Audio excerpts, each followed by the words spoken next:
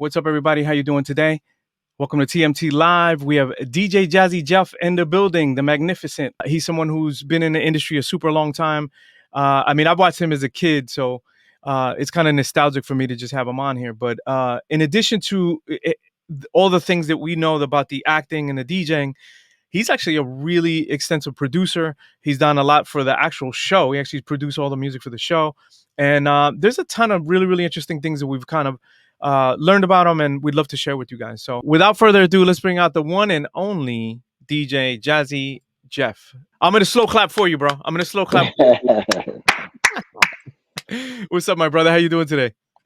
I'm good. If you want, I could do your sound effects. Bah, bah, bah, bah, bah. Here it is. Thank you. Appreciate that, kind sir. I appreciate that. So, man, listen, so great to see you. I know that you're doing a lot of stuff on Twitch, and this is where we're streaming to. So I would love for you to tell them, like, I know you have an extensive streaming schedule, but what's going on with you and Twitch, and your, what themes do you have, etc.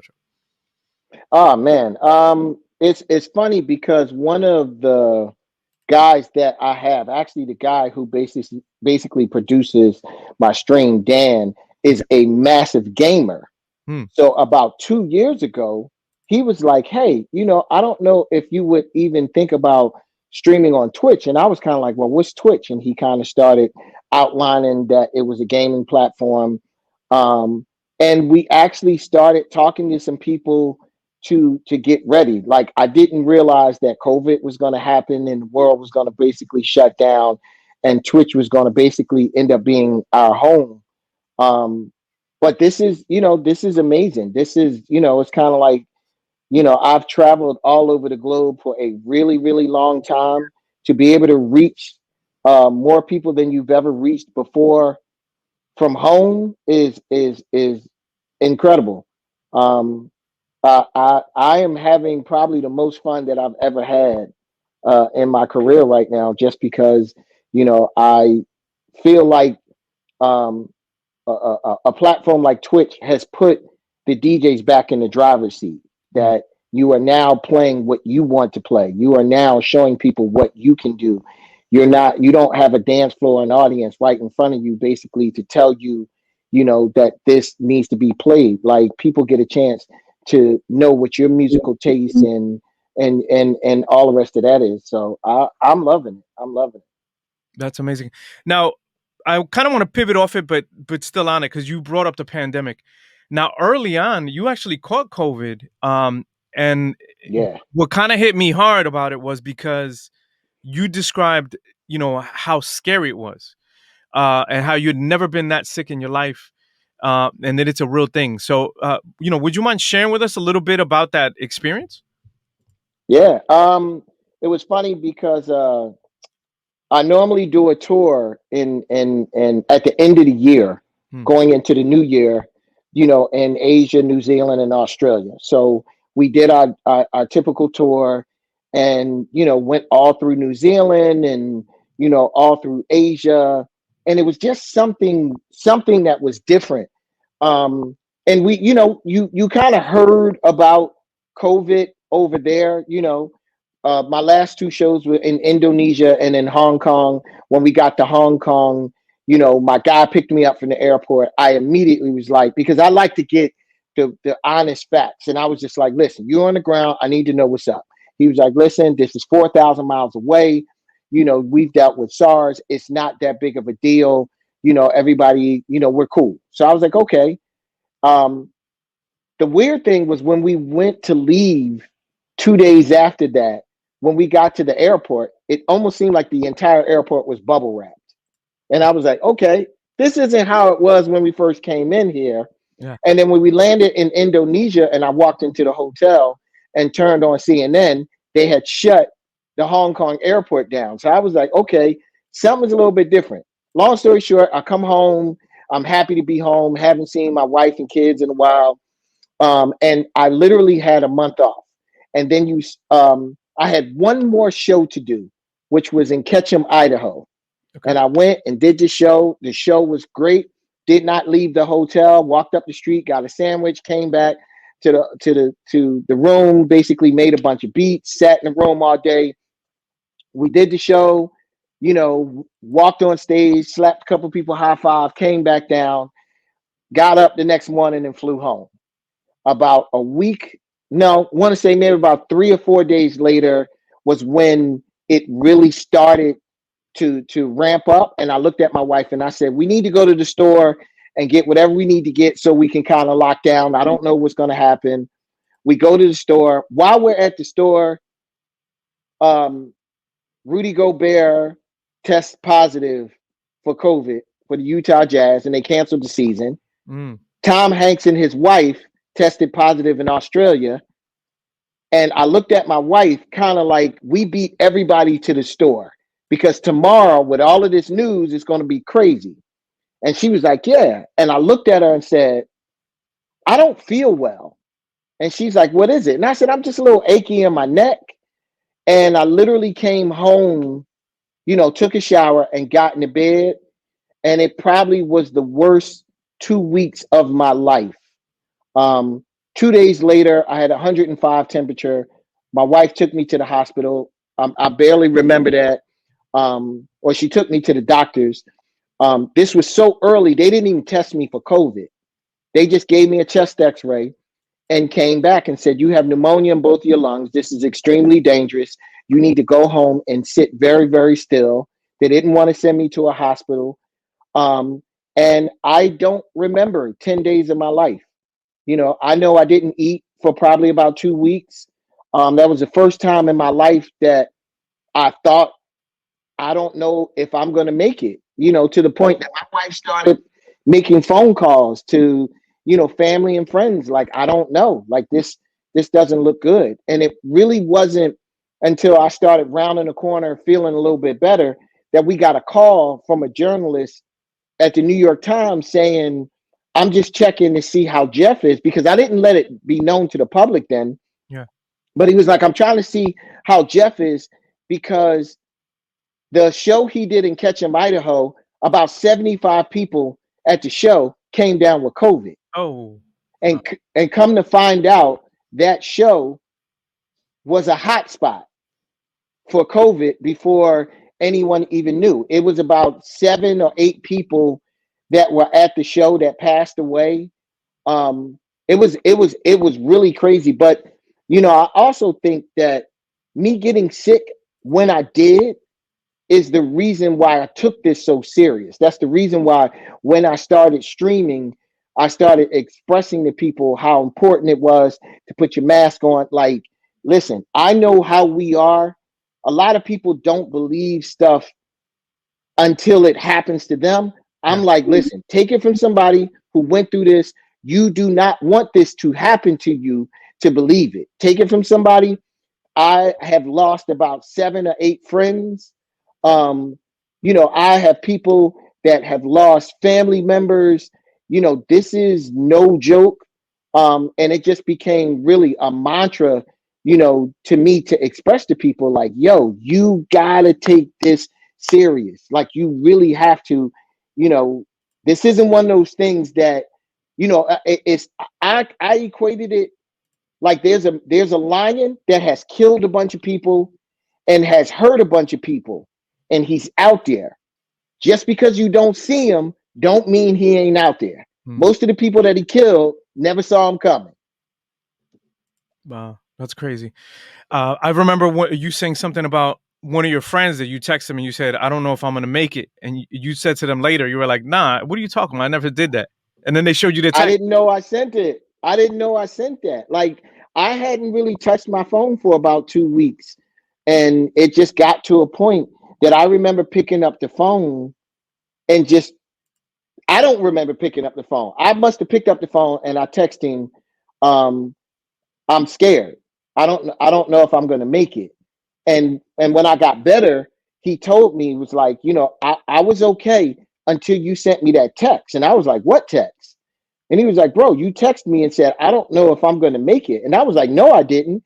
And he showed me the text, which kind of let me know that I was in a place that I didn't know where I was at. And I always say, if it wasn't for my wife being as diligent as she was, I probably wouldn't be here. That's insane. I think it hits home too. A lot of people lost people, and it's a really, really sensitive time. So now with this being home, now you're probably enjoying the time, right? Because you get to spend more time with your wife, your kids. Because you, Well, you know what's crazy? I didn't realize that for 37 years, Mhm. I have not spent 3 months in my bed. Wow. So this is the longest stretch in 37 years that I've been home. And I didn't, you kind of go on cruise control. I don't ever look at it like I was tired. I rested when I could. It was really about traveling the globe and making sure that everybody had a good time. And it wasn't until I sat down that I realized just how tired I was, how much rest I needed, how much better I feel right now, how much mentally clear, things are. So, it's definitely been a positive in this. That's great. That's great. Well, I'm glad that you seem rested. You have a great spirit on your Twitch and your themes. Let's go a little bit into that. We'll hmm get deep into it later. But what themes do you have now? Like, which ones do you look forward to? Well, what's funny is the first stream that I did, and the first stream that I did was I did a stream for the do over. The guys at the do over call was like, hey, I don't know if you're feeling up to it, but we're having a stream. And I wasn't well enough to really do it. The only reason I did it, this was the first time that I felt like I became the meme. This was the first time that once everybody found out that I had COVID, I was laying in the bed next to my wife reading someone tell my wife that I'm in intensive care. And I'm just kind of like, no, I was sick, but I'm not in intensive care. And they're like, oh, yes, he was. He's in intensive care now. And I'm kind of like, my wife is looking like, well, this is my husband, and I'm laying right next to him. And I'm telling you, no, he's not. And it really became a thing that I wanted to stream to just dispel the rumors. Like, listen, I know how social media is. Let me just say this. Yeah. I'm not in a wheelchair. I wasn't in intensive care. Like, because people will have you written off and like you're 1 foot in the grave. Yeah. And I wanted to set the record straight. But when I did that first stream, it was at 3 o'clock on a Saturday. And I did the stream. I played some music. It felt really good to play some music, even though it was people that you couldn't see.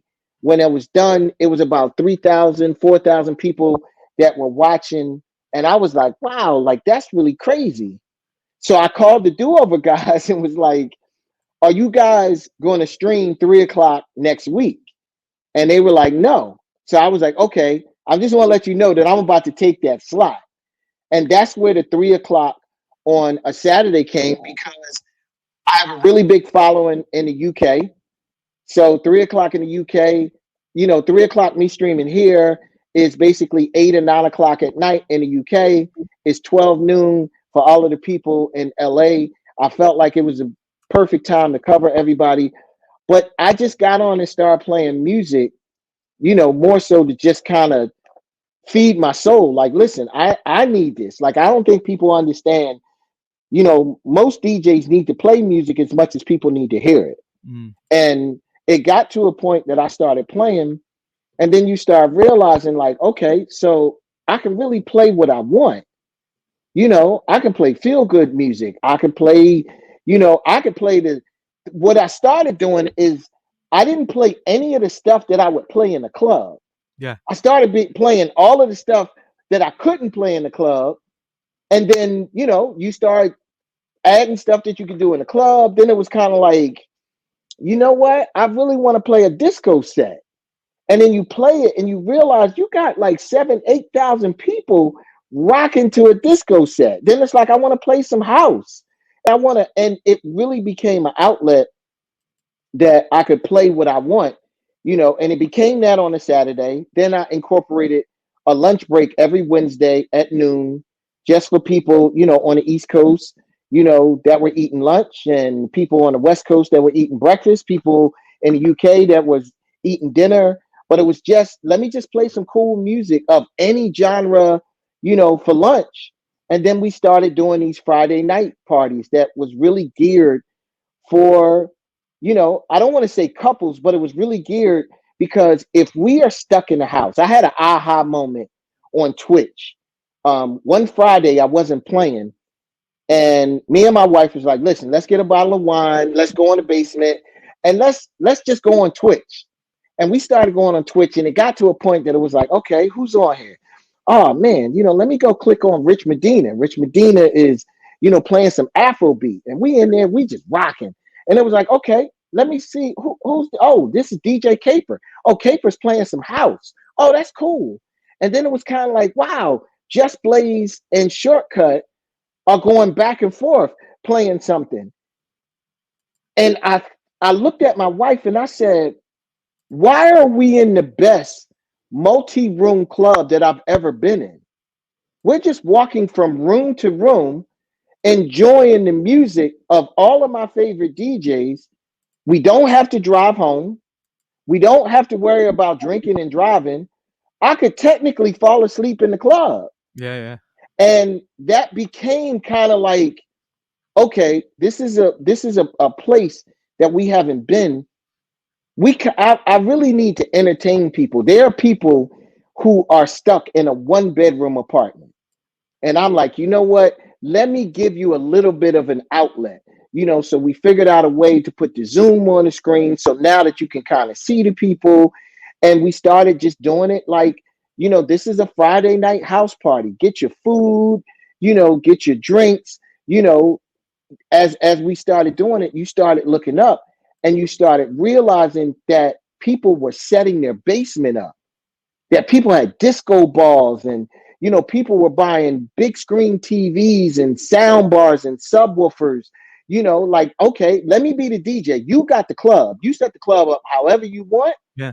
But people started enjoying that. And, you started realizing that, for all intent and purposes, most of the DJs are really essential workers because we were helping people.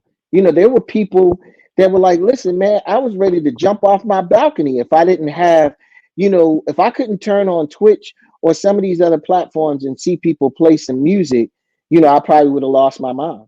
Welcome to Tweak Music Tips. If you're a DJ who live streams, a music producer, an artist, or just a music fan, well, we have the shows for you. We have 3 music industry related live video shows that are the best around. On Tuesday, we have a special bi-weekly show called Tweak Music Tips Live, where we interview some of the best producers, artists, and music industry leaders from all over the globe. You can catch it at 1 p.m. Eastern, 10 a.m. Pacific, 6 p.m. UK. On Wednesdays, we have our DJs Learn live streaming, where we invite our music industry leading live streamers for their secrets and tips. You can catch it at 1 p.m. Eastern Time, 10 a.m. Pacific, 6 p.m. UK. On Friday, we have our DJ and Music Industry State of the Union, where we talk all music industry business. From industry leading DJs, producers, and some of the best manufacturers of gear with live product demos as soon as they're released. It's one of the best ways to get a pulse on where the music industry is now. Catch this show on Fridays, 1 p.m. Eastern Time, 10 a.m. Pacific, 6 p.m. UK. On all of our shows, we're on live for live Q&A from our viewers. Make sure to follow us to watch us live on Twitch on twitch.tv/Tweak Music Tips. If you missed any of our broadcasts, make sure you follow us on YouTube. Or if you'd like to know of any of our future shows, please follow us on Instagram, both on Tweak Music Tips.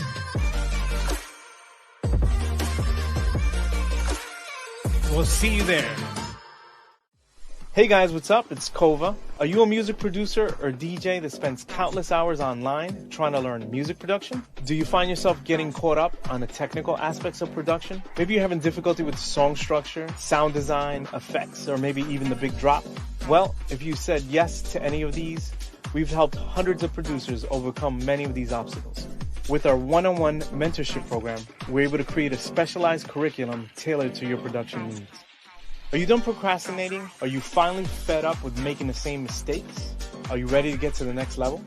Why don't you contact us and set up your free 10-minute consultation? This is where we review your tracks and then we discuss them to get you on your way to that professional sound. Just click the link below. DJs, what's up? We did not forget about you. If you're looking to step up your game and you want to learn intros, outros, clean edits, mashups, maybe even you want to do mixes with vocal drops, we got you covered. We got a DJ mentorship program. If you're looking to elevate your game and you want a painless process, make sure you hit us up at tweakmusictips.com/training. If you want to save hours of learning, please make sure you hit us up, and we're looking forward to hearing from you. Yeah. Wow. I mean, just hearing that and just hearing how DJs really changed a lot. I think it was for, it's crazy because it was a twofold, right? It was for our sanity, Mhm. right? And then the other Yes. part was also to like the people needed the outlet because they were confined to their, their spaces, whatever size that space was. Yeah, yeah, So it's yeah. And we needed it for our sanity. mm, And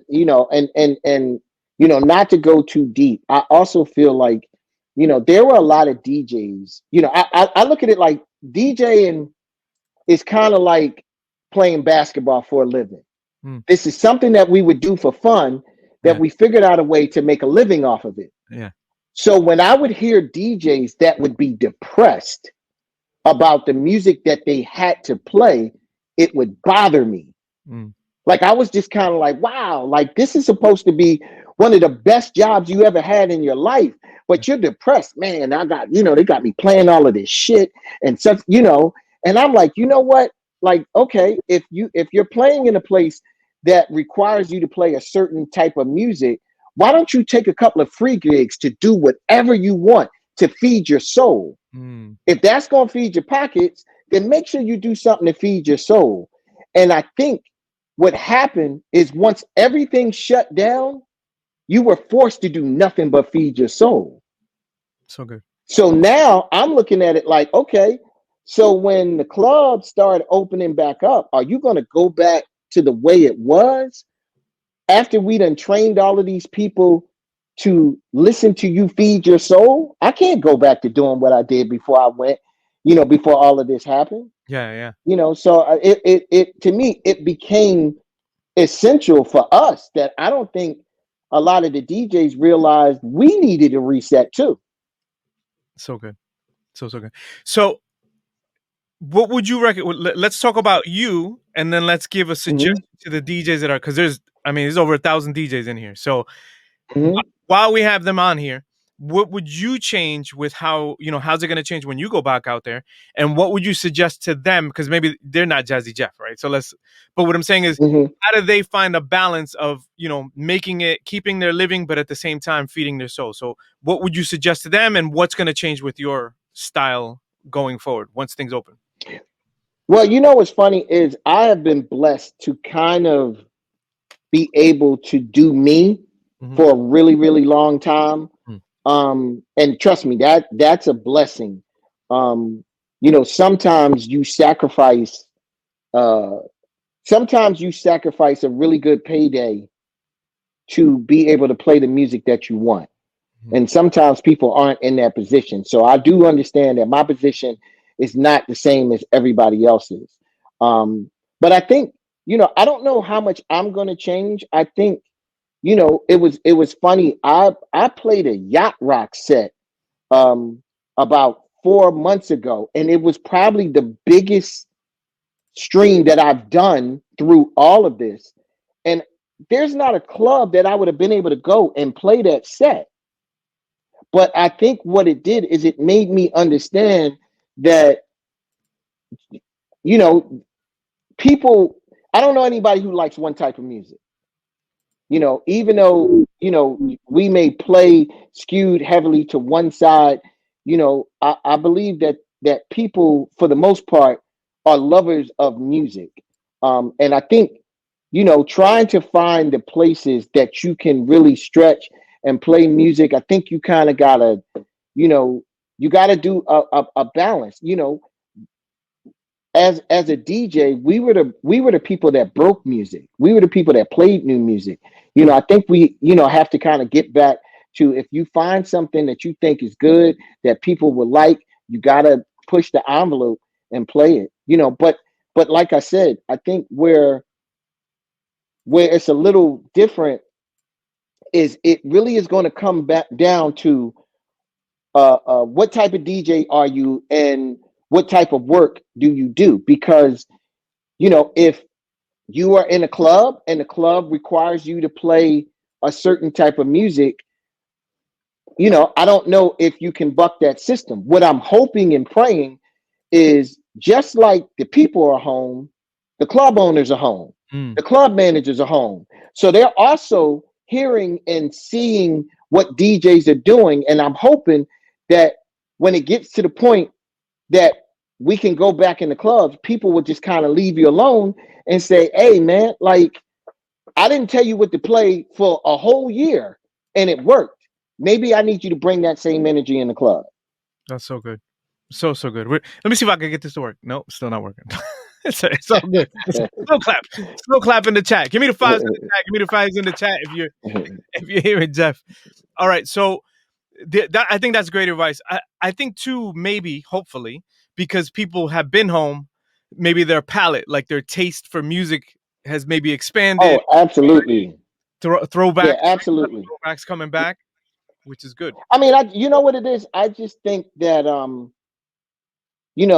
unfortunately, the radio skews very heavily to what they want people to hear. Yeah. It's not a situation that, I don't believe that radio plays music for people to decide what they want or what they like or not. I believe radio plays what someone tells you to like. Got it. So there's times that you would hear people say, there's no good music out there. There's so much good music out there. It just doesn't have the outlets that it used to have. So unfortunately, and fortunately, right now, we're the outlet. I don't know too many people right now that's listening to the radio. So true. Like we're the outlet. So I think what needs to happen is we need to pick this whole thing up and drop it in the club. Because if you were playing 20 top songs in a club, that you're not playing those songs like that on a stream, I don't know if people, like you said, we have changed people's taste. We've changed people's palate. People at home are understanding that there are more than these 20 songs. So we can't go back to the club and just play these 20 songs again. You might have to play 80 songs now. And that's not to say don't play those 20, but there's a whole lot of music out there. I love that. I think I got it to work.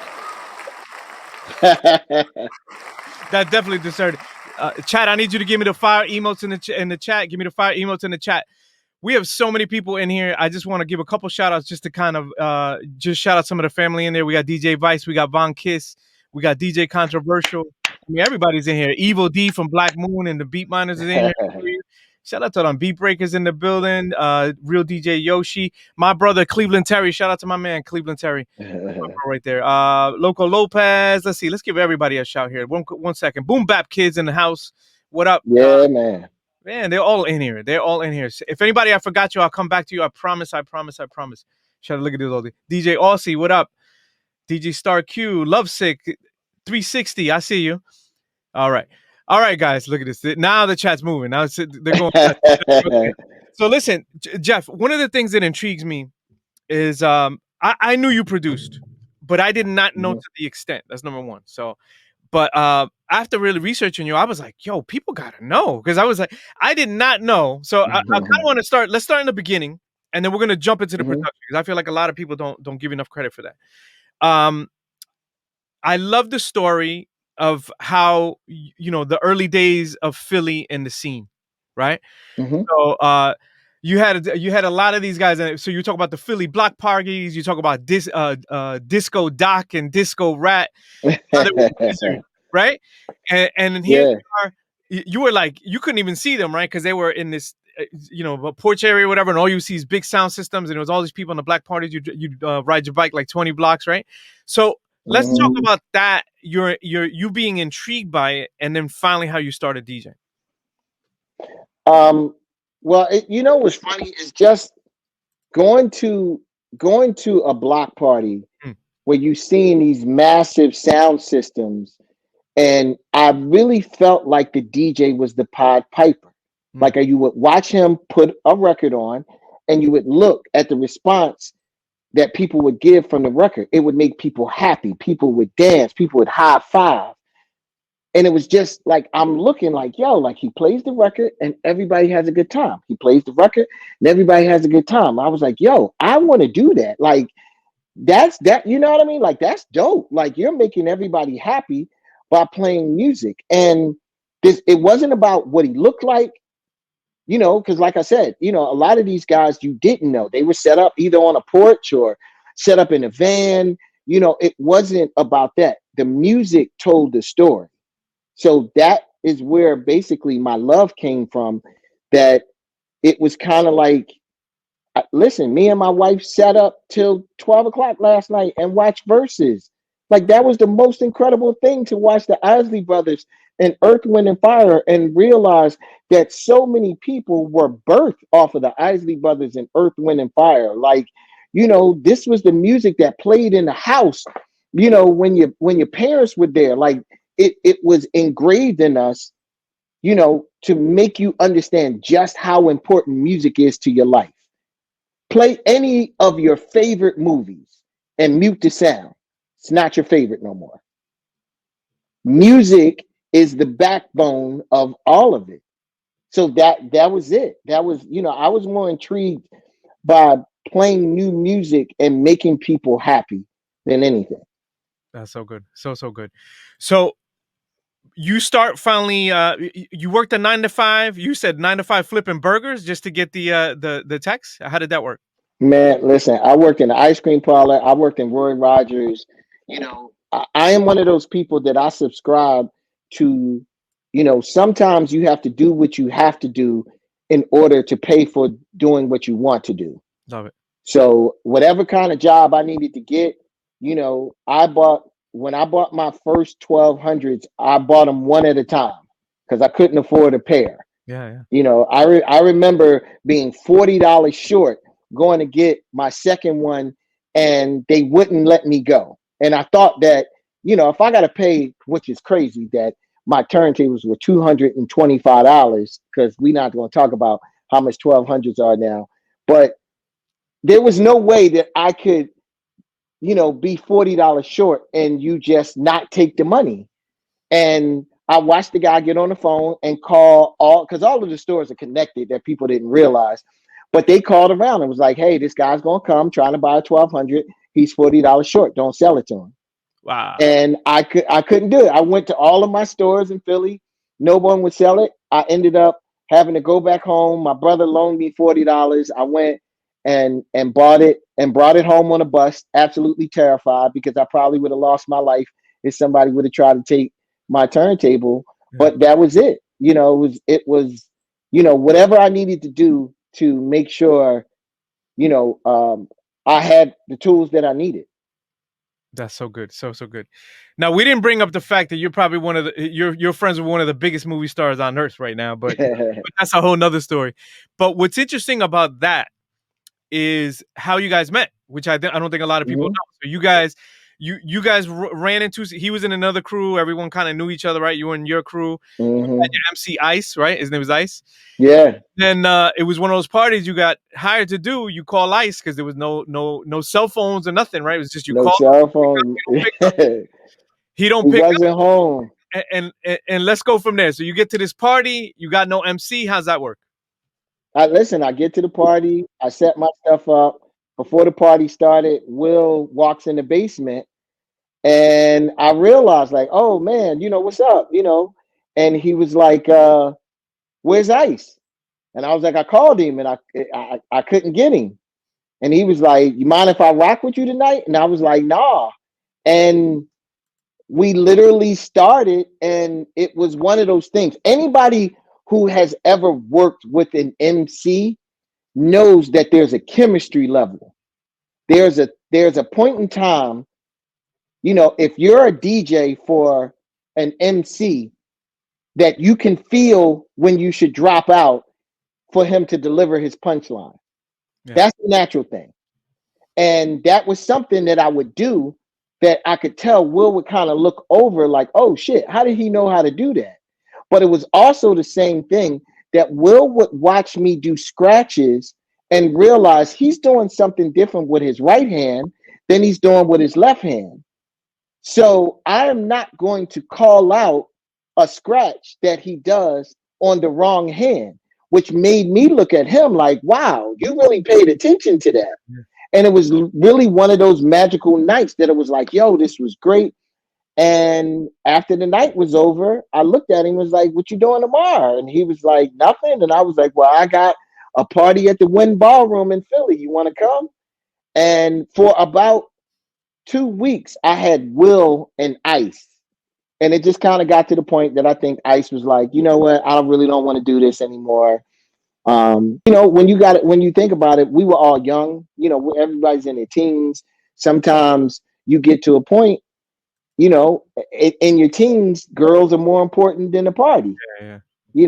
So it was a whole lot of factors. But Will and I just, it was a chemistry thing that we have till this day. I've had friends of mine that the occasions when we would all kind of get together, and we would do something. If Will had a movie premiere party and asked me to do it, it would be wild how we would not have been together in a year, 2, 3 years. Me on turntables, him on the mic, and we still have the same visual cues. Yeah. I still know his body language when he wants to do one verse or two verses. We still have those same signals. So for someone who's never seen us together, is blown away like, yo, I'm tripping how y'all haven't done this for 5 years and y'all went on stage and did a full-blown show without ever rehearsing. So it's there's something to be said about chemistry. That's insane. That's insane. Big shout out to Jeff and Will for that. And what's crazy is you said 7 months later you guys had a record deal. Yeah. I mean, he was on his way. Uh, he was on his way to to college. I still had my job. And it got to a point that we would perform Girls Ain't Nothing But Trouble. I would play Art of Noise Moments in Love. Mm-hmm. And he would perform Girls Ain't Nothing But Trouble over the top of it. And I would watch just how he would have people hanging on his words. So I ended up, going in the basement and programming the beat on a 909, and he did it. And I put the Girls Ain't Nothing But Trouble, the I Dream of Jeannie theme song over it. And he took the tape and gave it to a record company. I didn't know he was going to do that. This was, because this was back in the day when we weren't necessarily trying to make a record. That was almost, we didn't almost strive for that. It was really like, yo, we won't rock the party. So when he gave this tape to the guy at the record company, and he called and was like, hey man, they want to put the record out. And the guy ended up coming to my house, talking to me, and my mom was like, listen, we want to put this record out and see what happens. Excuse me. And it's like, okay. I really looked at it like I'm going to be able to tell my kids one day that I made a record. And we put the record out, and 2 weeks later the record was #1. And it was just kind of like, how'd that happen? Yeah. That's insane. That's insane. All right, everybody. I know we got a lot of questions. Make sure you guys put them in the Discord. This is how we're going to do it today. We're going to keep it a little more organized because the chat's moving super fast. So tweakmusictips.com/Discord. Make sure you put your questions on there, and that's what I'll be pulling them out in just a moment. So that's interesting that you weren't even looking for a record deal. Will does this thing. And it's so funny because as I was, researching you a lot, I was realizing that like you pulled him sometimes and he would pull you sometimes. And it was like, that's how the momentum went. And it just kept going and going and going, even to the point where, when people ask you, hey, did you know Will was going to be a superstar? He would tell you like all day, right? I'm going to be an actor. And you'd be like, well, I'm going to do the theme. I want to do the scores, the theme music for it. That was it. You know, Will is definitely one of those people that I learned very early on. If he said, I am going to become an astronaut and I'm going to walk on the moon, you would have my 100% support. Like, I've never seen somebody more driven and more focused. So, him saying that I want to be a movie star wasn't something that just happened. That was something that he put out there the first 3 weeks of us working together. Yeah. That this is what he wanted. This is what he wanted to do. And I was the person that's listen. All I care about is music. I just want to do music. If I can find some kind of way to do music for the rest of my life, I believe that I can be happy. My goal was never television, but it was literally, you know, I spoke to Will a couple of days ago, and he said to me, "We were miracles." He was like, and we do that a lot. Like, there are times, that him and I will look at each other and really have this look like, bro, do you believe this shit? Like, oh my God. Like, from the, people thought we grew up in the suburbs. We grew up in the heart of West Philly. Yeah. To overcome, just being a teenager in West Philly, to overcome, you know, a music industry that eats people alive, to realize all of that stuff that, you know, you can arguably say that we've been doing this professionally for 37 years and we're still here. Not only are we still here, we're still friends. Yeah. Like it him calling me saying, bro, we're miracles. It's a miracle that we are still here. Even from me catching COVID last year, like, you start looking at all of these ladders that you had to climb to just be here. It's like, we're super blessed. Like, this is a major blessing. That gave me chills when you talk about just the friendship, the camaraderie. Like, that's something that's. Do you feel like both of you kind of have that DNA though? Like, maybe like a loyalty. Because remember, some driven people tend to be me centric, right? And then there's other people that Mhm. bring people with them. Is there something that maybe you and him are different than others? I'm not trying to like exclude people, but that kind of a sauce. Well, you know what I think? I think we both have a nurturing quality. I think a lot of the stuff that I have done in my life, I am very much so a teacher. Mhm. I don't have information that I don't share. I hate that. That is a pet peeve of mine, that if you can tell the next person how to do something, if I fall into a ditch, I'm going to let everybody I know that there's a ditch. I hate the people that stand on the side and think you got to pay your dues by falling in a ditch. That's some selfish shit. Mm. That I think we have a nurturing part about us, that if I know something, I want to show you. If I know how to use this drum machine, I want to show you how to do it. I'm excited. I'm not hiding it, and I think we both, we both have that. He's special. He is a special. There is a level of stuff that he's done. Like, first of all, it's wild to have someone that's arguably one of the biggest, most known people on the planet. Yeah. It's really wild when I hear some of the things that could be said about him. And this is somebody that I know. I never forget one time when we were on the Fresh Prince of Bel-Air. I saw in a magazine that they were like, Will Smith stops the show so he can get his car cleaned. And I remember losing it. I remember coming to him like, yo, how the fuck can they just say some shit like that? They're like, yo. And he started cracking up. And he was like, Jeff, that's Hollywood. Like, there are people that just lie for no reason. And I couldn't understand that. I'm from West Philly. I'm like, yo, keep it real. And to realize that you would have people that would kind of go that route.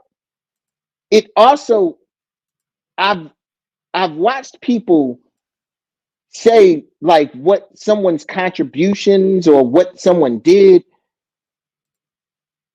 I can't begin to tell you how many people houses that Will paid for. Mm. You know what I mean? Like it's almost kind of like, and I'm not saying it's like to put his business out there, but it's almost kind of like when Prince passed away and you started hearing all of these stories about how he helped this person and he helped this person and he funded this school and he did this school. You know, you start realizing so much of the good that someone did that they didn't want the accolades. So many people want everybody to know all of the dope stuff that they did for people. And there are a lot of people that have done a lot of stuff and do a lot of stuff that you never know about. You know, he what I will tell you, he is a very special individual.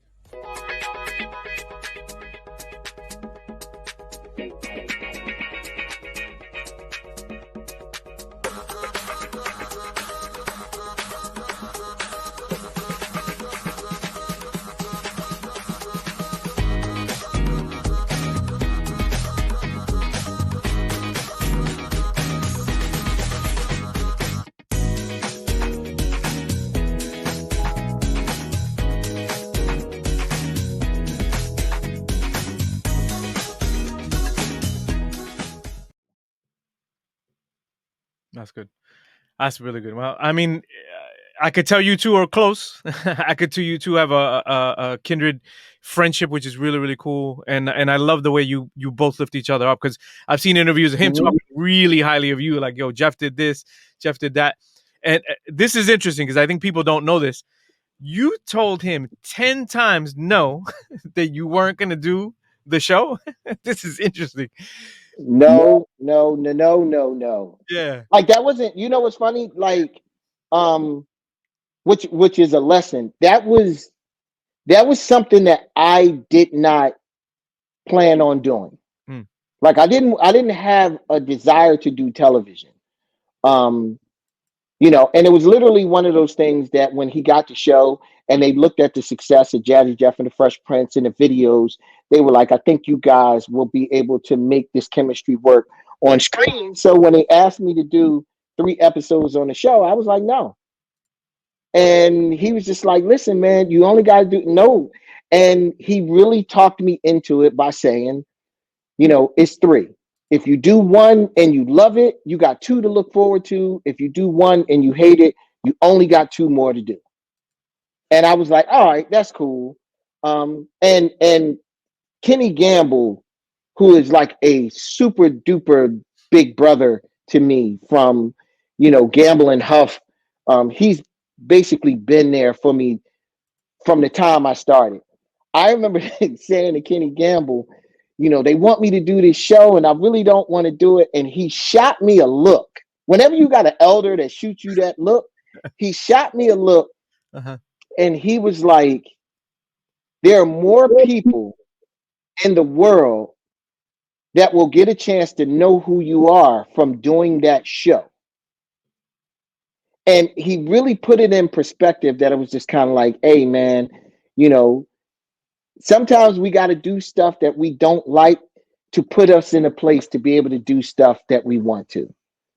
And I got it. And I ended up doing it. I enjoyed it. I enjoyed it. You know, this wasn't, you know, that was one of the things that I kind of passed on to my son, you know, when you're very quick to say no, I don't want to do something, sometimes try it out.